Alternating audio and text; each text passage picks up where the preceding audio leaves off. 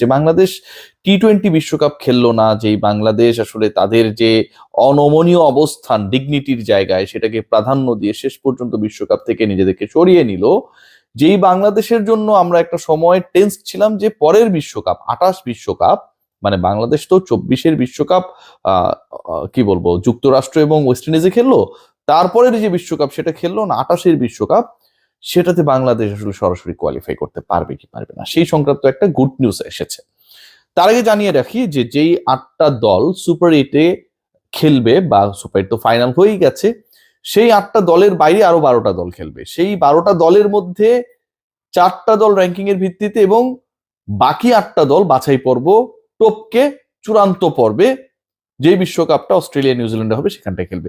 Top 8 teams কারা, এবং এখানটা একটা মজার ফ্যাক্টর রয়েছে, সেটাতেও যাচ্ছি। পাকিস্তান, আপনারা সবাই জানেন যে আজকে নামিবিয়া পাকিস্তানের ম্যাচ হয়েছে, পাকিস্তান সেখানটা জিতেছে। এর বাইরে ভারত রয়েছে দ্বিতীয় team, Sri Lanka, Zimbabwe, West Indies, England, south Africa and New Zealand.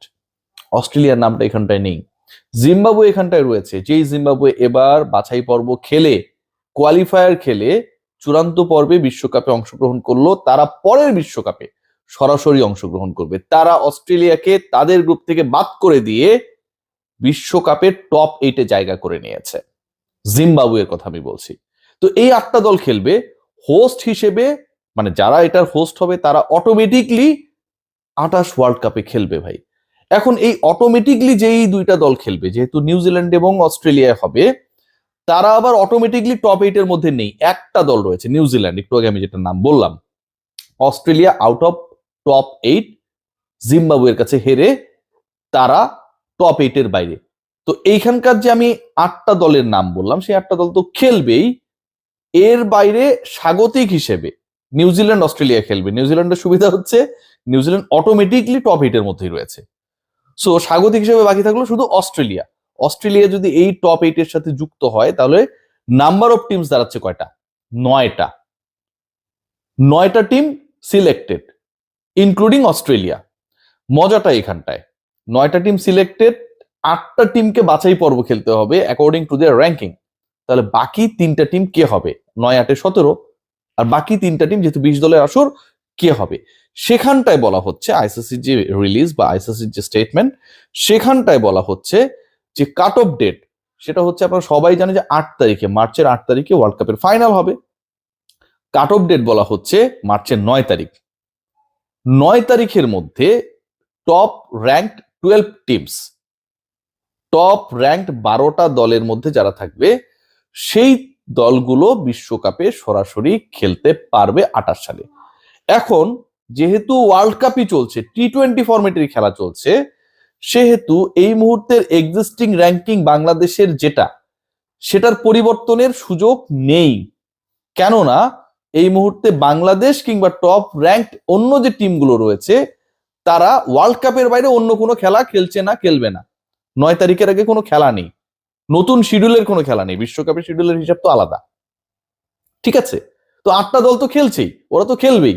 বিশ্বকাপের শিডিউলের মধ্যে থাকা 8টা দল যারা সুপার 8-এ চলে গেছে, তারা নিজেদের মধ্যে খেললেও আসলে তাদের র্যাঙ্কিং এ পরিবর্তনের কোনো বিষয় এখানটায় আসবে না, তারা এমনিই চলে গেছে। তাদের বাইরে অস্ট্রেলিয়া চলে গেছে, বাকি থাকে 3টা, এবং এই 3টা দলকে টপ 12-এর মধ্যে থাকতে হবে। সেই 3টা দল হচ্ছে, একটা বাংলাদেশ, একটা আফগানিস্তান, একটা আয়ারল্যান্ড। বাংলাদেশের র্যাঙ্কিং যেহেতু ইন বিটুইন দ্যাট টাইম, বাংলাদেশের পেছনে থাকা দলগুলোর আর খেলার সুযোগ নেই, 9 নম্বরই বাংলাদেশ অবস্থান করবে। 9 তারিখ, মার্চের 9 তারিখে বাংলাদেশের অবস্থান 9তেই থাকবে। আফগানিস্তান বাংলাদেশের থেকে পিছিয়ে থাকবে নাম্বার 10, এবং আয়ারল্যান্ডের ranking 12। So Ireland, Afghanistan and Bangladesh, they're going to be the part of the upcoming T20 World Cup 2028 in Australia and New Zealand, যেখানটায় তাদেরকে কোনো কোয়ালিফায়ার ম্যাচ খেলতে হবে না। এবং অন্য যে দলগুলো, মানে 20টা দল পূরণের ক্ষেত্রে বাকি 8টা দল র্যাঙ্কিং এর ভিত্তিতে they will be the part of the qualifiers. So আমার কাছে মনে হয় it's going to be a very good news for us. হাফ ছেড়ে বাঁচা মহসিন নাকভি এক এক সময় এক এক কথা বলে, কখনো বলেন যে বুলবুলের জন্য আমরা খেলেছি ভারত পাকিস্তান ম্যাচ, বাংলাদেশের পক্ষে আমরা ছিলাম। বাংলাদেশের সরকার পরিবর্তনের সাথে সাথে পাকিস্তান গভর্নমেন্ট এবং মহসিন নাকভির অবস্থান চেঞ্জ হয়ে গেছে।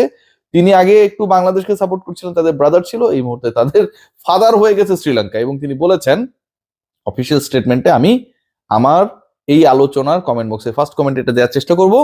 সেখানটায় তিনি বলার চেষ্টা বলেছেন ইনফ্যাক্ট যে শ্রীলঙ্কার জন্য ইন্ডিয়া পাকিস্তান ম্যাচটা পসিবল হয়েছে, আদারওয়াইজ তাদের দেশের প্রধানমন্ত্রী এটা মানতো না।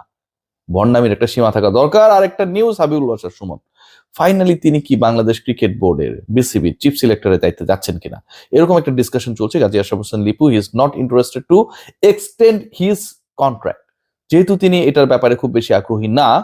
সো নতুন একজনকে বাংলাদেশ ক্রিকেট বোর্ডকে খুঁজে নিতে হবে টু রিপ্লেস গাজী আশরাফ হোসেন লিপু।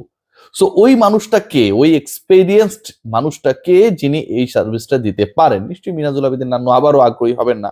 ফারুক আহমেদ নিজেই ক্রিকেট বোর্ডে রয়েছেন, মানে বাংলাদেশের আসলে যারা নির্বাচক হিসেবে, প্রধান নির্বাচক হিসেবে ওই রোলটায় বিভিন্ন সময় ভূমিকা পালন করেছেন, আশরাফ হোসেন লিপু থাকছেন না। So the offer has been given to mister Habibul Bashar Suman, but the matter which is very sad to say, Suman ভাই বা সুমন ভাইদের মতো আসলে যারা এরকম ক্রিকেটার খুঁজে আনার ক্ষেত্রে ন্যাশনাল টিমে বড় ভূমিকা পালন করে, এত বড় কাজ করে, মানে জাতীয় দলের পারফরমেন্সের উপর ভিত্তি করেই তো আমাদের আবেগ, আমাদের ভালোবাসা, আমাদের তাদের প্রতি বাংলাদেশের এক হওয়া সবকিছুই নির্ভর করে না। সেই মানুষগুলোকে বাংলাদেশ ক্রিকেট বোর্ড আসলে ফকিরের মতো ট্রিট করে। মানে একজন চিফ সিলেক্টর লিপু ভাই আসার আগে, লিপু ভাই তো অনেক কন্ডিশন নিয়ে এসেছে, চিফ সিলেক্টরের স্যালারি হচ্ছে বিলো 2 লাখ পার মান্থ। এটা কোনোভাবেই একসেপ্টেড না। ন্যাশনাল টিমের একজন এক্স ক্যাপ্টেনকে আপনি জাতীয় দলের প্রধান নির্বাচক বা নির্বাচকের ভূমিকায় দিচ্ছেন। হান্নান সরকারের যে কারণে শেষ পর্যন্ত টিকে থাকতে পারেননি, সরে গেছেন, অন্য প্রফেশন বেছে নিয়েছেন, সেটা কোনোভাবে এক্সপেক্টেড না। তো সুমন ভাইদেরকে এই 1.5-2 লাখ টাকা দিয়ে আপনার এখানটায় বসায় দিবেন, এটাও আসলে খুব বাজে একটা সিদ্ধান্ত। এটা থেকে বাংলাদেশ ক্রিকেট বোর্ডের একটু বের হওয়া উচিত, মনটা বড় করা উচিত। সবাই ভালো থাকবেন।